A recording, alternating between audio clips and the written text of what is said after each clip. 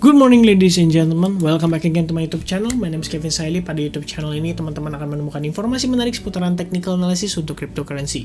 So if you do like cryptocurrency, make sure to hit the subscribe button and don't forget to leave your thumbs up kalau kalian suka dengan konten yang saya bahas pada video ini. Guys, sekarang waktu menunjukkan pukul 4:56, kalian bisa lihat di sebelah bawah kanan ya. Kecil sih, pasti nggak terlalu kelihatan, tapi nggak tahu lah ya. Anyway guys, saya pengen berikan update seputaran Bitcoin pasca atau lebih tepatnya menjelang closing daily dan juga weekly time frame. Dan ada dua skenario yang akan saya sampaikan. Dan sebelum saya mulai, saya pengen disclaimer dulu ke teman-teman supaya teman-teman kembali lagi tidak menyalahgunakan video saya ya, dan juga tidak langsung semerta-merta saya bilang demikian teman-teman langsung kayak FOMO dan lain sebagainya. Itu saya nggak suka sama sekali teman-teman ya. Basically yang saya sampaikan ini sifatnya spekulasi menurut saya pribadi dan untuk konsumsi saya pribadi. Oke? So please be wise dalam memanfaatkan apa yang saya sharing melalui YouTube video ini ya. Kalian tetap lakukan analisis sendiri sehingga tidak terjebak dalam kondisi-kondisi yang tentunya tidak diinginkan ya. Oke, so saya pengen kasih tahu dulu teman-teman quick brief ya. Analisa yang saya bagikan saat ini di video Bitcoin ini itu ada dua kemungkinan. Kemungkinan pertama adalah bullish, kemungkinan kedua adalah bearish ya. Di akhir video ini itu akan saya sampaikan point of view saya pribadi. Menurut saya probabilitas mana yang akan lebih bisa dibilang lebih condong ke arah sana lah ya, mengikuti pergerakan pasar saat ini dan kondisi yang sudah saya jelaskan sebelumnya. Oke, so first saya akan mulai dari yang negatif atau yang positif dulu deh, karena teman-teman lebih suka yang positif-positif ya. Dan semakin kita attach ke positif, mudah-mudahan menarik ke kita dan bisa menghasilkan profit. Alright, nah langsung aja kita masuk ke dalam pembahasannya. First of all, saya akan mulai dari time frame daily dulu ya. Pertama, teman-teman pasti udah tahu dong chart setup atau template saya dari beberapa hari yang lalu. Kita udah sering bahas soal si ascending broadening wedge pattern ya, which is ini adalah beberapa kemungkinan. Balik lagi, saya akan jelaskan dulu dari sisi yang positifnya ya. Yang positifnya pertama guys, ya saya akan bawa dengan chart yang kosong ini dulu ya. Untuk yang positifnya pertama ya, basically proses Bitcoin bullish di sini itu terkoreksi selama sebanyak kurang lebih 70%. Oke. And then bullish yang berikutnya itu terkoreksi agak lebih lama, memakan waktu 4 hari, tapi itu hampir 100% guys kalau kalian lihat ya. Ini koreksinya hampir 100%. But then, this time Bitcoin ya, 2 bar, strong banget, dan koreksinya itu sekitar, mungkin ini kalian bisa anggap 61,8% lah ya. Dan sebenarnya sih kita ketahan di kisaran area support penting kita ya, key support di sini menurut saya. Dan juga exponential moving average 21 ya, which is ini adalah good news gitu buat kita, karena kita bisa nahan di kisaran area tersebut.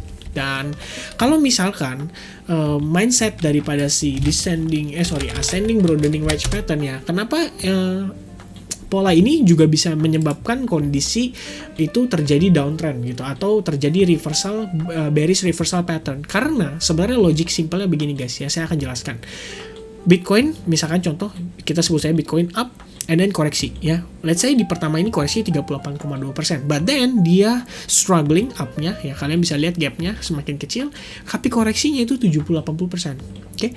And then going up lagi, struggling just a little bit higher high dibanding sebelumnya, koreksi masih 80%. Dan kalau misalkan dia naik sekali lagi ya, slightly a little bit higher high, tapi koreksinya hampir 150% atau bahkan 200% alias terjadi breakout, itulah yang mengindikasikan bahwa pattern ini bisa nge-lead suatu market itu ke arah bearish, oke, atau bullish reversal pattern, bearish reversal pattern ya.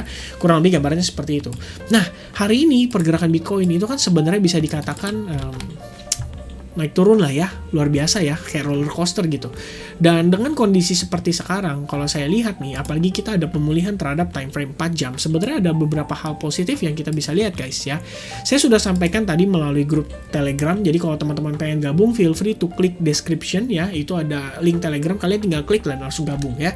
Tadi waktu sekitar sore itu, saya sempat sampein sekitar jam 18.55, kalian bisa lihat di sini ya. Itu saya sempat sampaikan bahwa kita membentuk inverse head and shoulders di time frame 4 jam ya. Lalu ini follow up-nya saya juga sudah share chartnya di sana. Terus di sini ada potensi jikalau kita gagal mempertahankan area-area tertentu, maka kita bisa lebih mengarah ke koreksi atau ABCD pattern juga pada time frame yang lebih kecil atau 4 jam. Dan sementara hal tersebut akan ngelit kita ke arah koreksi seperti ini jika hanya key support di kisaran area yang saya tandain dengan BF zone daily dan H4 itu nggak mampu bertahan. Barulah kita bisa masuk ke skenario ini, karena balik lagi kita itu ada yang namanya relative strength index ya. Kalau misalkan kita lihat itu sebenarnya dia lebih ke arah bearish relative strength index. Oke, so kita lanjut lagi di videonya, dan inilah yang saat ini saya pribadi lihat ya untuk time frame daily gitu. Nah sebenarnya tadi balik lagi, ini kan kalau misalkan skenario positif, tadi saya sudah sampaikan ya, seandainya kita terjadi breakout terhadap area ini, ya sebenarnya akan jadi bagus banget gitu, karena memang key resistance menurut saya cukup penting itu di kisaran $50.000, oke? Dan ya, I think anything is possible at this rate condition ini ya saat ini gitu. Dan salah satu possibility yang akan saya bahas ke teman-teman adalah yang tadi koreksinya ya, itu terjadi pada time frame ini gitu. Karena mengingat tadi di weekly kita juga udah sempat discuss terhadap potential dia ABCD pattern ini, makanya saya pengen kasih tahu dulu ke teman-teman nih ya. Kalau misalkan kita ngeliat kondisinya saat ini ya, kita jelas banget udah break kisaran area tersebut ya. Ya kurang lebih area itu ya. Dan juga untuk RSI-nya sebenarnya yang bikin kita prihatin itu adalah ketika dia membentuk semacam bearish divergence ya. Kalian bisa lihat waktu bearish divergence terjadi di sini ya. Memang sih ini memakan waktu berbulan-bulan, sehingga sekarang pun menurut saya bisa aja juga begitu kan. Nah cuman ini kan kalian bisa lihat ya gapnya ya, antara tertingginya ke tertinggi berikutnya itu gapnya itu makan waktu hampir sebulan ya, dari Maret terus kemudian ketemu April itu sebulan lagi. Sementara sekarang itu semakin dekat guys ya, ini dalam waktu kurang lebih 1 bulan itu udah terbentuk 3 peak sekaligus, dan ini yang bisa ngebawa menurut saya sih, yang bisa memberikan potensi adanya koreksi terhadap time frame daily itu ya. Kalau misalkan ya, saya balik jelasin lagi untuk di kondisi yang di sini dulu ya. Kalau misalkan let's say kita terreject atas area resistance penting ini ya, di kisaran $49.300 itu, dan kemudian kita terbawa koreksi ya, atau dia tidak mampu tertahan pada kisaran area yang tadi saya sempat mention, maka kita ada potensi kembali ke kisaran area key support kita di kisaran area kurang lebih $44.000. Alright guys. Dan kalau misalkan let's say by the time dia di sini kita nggak ngelihat ada lonjakan seperti ini alias dia ketahan, maka yang terjadi adalah jika dia break lagi, maka next potential movement-nya untuk bearish scenario-nya kita itu adalah seperti ini ya. As you know, saya udah pernah bahas berkali-kali. Saya di sini gunakan teori Elliott Wave ya. Ini adalah wave 1 kita, wave 2 kita, wave 3 kita, wave 4 kita, dan ini potential wave 5 kita. Berarti kalau misalkan yang potensi tadi terjadi, balik lagi saya tekankan ya, seandainya hanya jika resistance tidak mampu di break, maka ini potensi yang bisa terjadi ya. Maka kita akan masuk ke dalam skenario ABC Elliott Wave Theory Correction Wave ya, yaitu di kisaran area ini ya, mungkin akan jadi tahanan kita, lalu kita bisa rebound lagi sampai kisaran area support pentingnya kita, dan kita bisa dibawa drop hingga kisaran area ini kurang lebih ya. Nah area itu dapatnya dari mana guys? Pertama, di sini ada trend line ya, saya akan adjust sedikit body to body ya, body candle to body candle. Terus di sini dia break dan di sini retest, kalian bisa lihat ya small retest kayak gini, dan kita ke bawah lagi ke atas.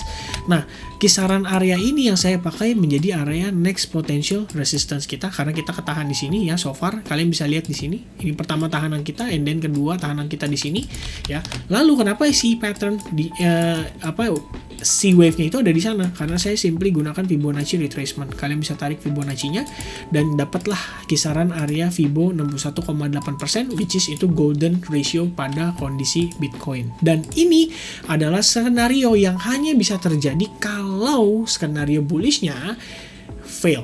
Alright guys, dan untuk skenario bullish-nya, let's kita masuk ke skenario bullish-nya ya.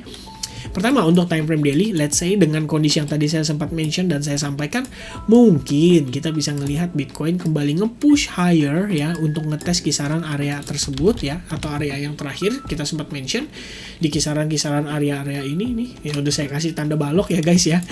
Dan ya kalau misalkan kita lihat dari time frame berarti untuk yang 4 jam, ini yang berpotensi scenarionya guys ya. Sebenarnya ada beberapa yang udah saya sampaikan ya. terakhir, tapi saya akan gunakan chart baru supaya teman-teman lebih clean ngelihatnya. Pertama, kita akan tarik si ascending channel ya, kita hubungkan dari sini ke sini ya, kita tarik ke atas, and then kita akan extend untuk memastikan ini sesuai ya sampai kisaran area ini. Kalian bisa tarik di sini ya, dan dapatlah ini untuk pergerakan si ascending channel ya. Lalu yang tadi seperti sudah saya sampaikan melalui Telegram ya, kalian bisa lihat di sini kita sebenarnya ada inverse head and shoulders, but before inverse head and shoulders saya pengen sampaikan dulu ini guys ya. Pertama, kita sebelumnya itu sempat ngebentuk semacam descending broadening wedge pattern, which is itu adalah bullish pattern ya. Kalian tinggal tulis saya di sini descending broadening wedge pattern. And by the way tadi ABCD pattern udah tahu ya kalau ini adalah pattern bullish ya, bullish reversal ya. Jadi saya takut lupa nih sedikit ya ABCD pattern ya. Nih pattern bullish intinya ya. Terus tadi kita descending broadening wedge pattern ya. Kalau misalkan descending broadening wedge pattern ini saat dia terjadi breakout terhadap area atas itu malah condong ke arah bullish ya, which is ini saat ini saya rasa sih kondisi yang terjadi di sini adalah retest gitu ya, retest terhadap area resistance-nya si descending broadening wedge pattern sebelumnya gitu ya. Dan kalau misalkan bukan descending broadening wedge, teman-teman juga bisa hubungkan antara titik terendah dan titik tertingginya, dan kalian bisa temukan adanya si descending channel, dan anyway breakout ke atas juga. Jadi yang kita pakai itu hanya si garis atasnya ini ya, dan karena sudah terjadi saya akan kecilkan garisnya supaya teman-teman tetap bisa lihat lebih detail ya. Skenario berikutnya adalah kita sama-sama tahu guys, beberapa hari lalu saya udah sempat sampaikan bahwa kita itu ketahan di Fibo 61,8% ya. Dan setelah itu kita ngetes ke kisaran area Fibo 38,2% di $40.000, dan kita successfully so far sih ketahan di kisaran area tersebut. Walaupun kemarin saya sempat bahas soal bullish flag ya kalau nggak salah, dan teman-teman kayaknya ada sebagian yang kena jebak deh karena ngelihat breakoutnya terjadi di time frame 1 jam ya, padahal kalau kita lihat time frame 4 jam itu belum breakout. Makanya sometimes saya selalu remind untuk tunggu closing di 4 jam. Oke. Nah kemudian saya lanjut. Dengan kondisi saat ini, saya pikir kita itu bisa juga ngelihat perspektif dari si inverse head and shoulders ya. Nah ini masih banyak yang salah tadi. Waktu saya share di grup pada bilangnya ini inverted head and shoulders, oke? Jadi inverted head and shoulders itu nggak ada guys, adanya itu adalah inverse head and shoulders, oke? Kalau inverted itu biasanya inverted hammer pattern, inverted shooting star itu baru inverted, oke? Nah ini guys ya, untuk bagian resistance-nya itu di kisaran $49.200 atau $49.300, which is kalau itu break baru kita bisa ngelihat Bitcoin itu akan bergerak nicely ke arah atas ya. Dan ini akan menjadi positif untuk pergerakan kita. Dan neckline-nya ini ya yang menjadi challenge yang harus di break kalau menurut saya sih di kisaran area-area ini ya. Ini yang harus di break sama dia nih ya. Kalau misalkan successfully, then kita masih akan ngelihat ada upside momentum terhadap Bitcoin lagi. Dan kalau misalkan kita bisa closing back di atas area $50.000, berarti ini ya skenario yang saya tetap sampaikan ke teman-teman tetap bisa terjadi adalah kita akan ngetes ke area-area yang tertingginya sebelumnya. Oke. Nggak tertingginya juga sih atau highest-nya ya.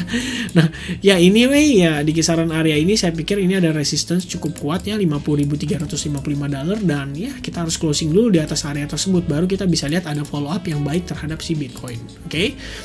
So anyway tadi saya sudah sampaikan. Nah ini adalah pendapat saya, balik lagi opini terakhir before saya close videonya ya. Kalau misalkan saya pribadi ya ngelihat kondisi saat ini cukup positif sebenarnya atau lebih ke arah bullish. Why? Simply karena pertama ya, after kondisi yang terjadi ini, menurut saya pribadi kita itu simply hanya sedang create higher low ya. Jadi buat beberapa orang yang mungkin tampak panik, ya saya juga nggak tahu harus ngomong apa gitu. Tapi kalau saya pribadi ngelihat ini adalah kita proses membentuk higher low.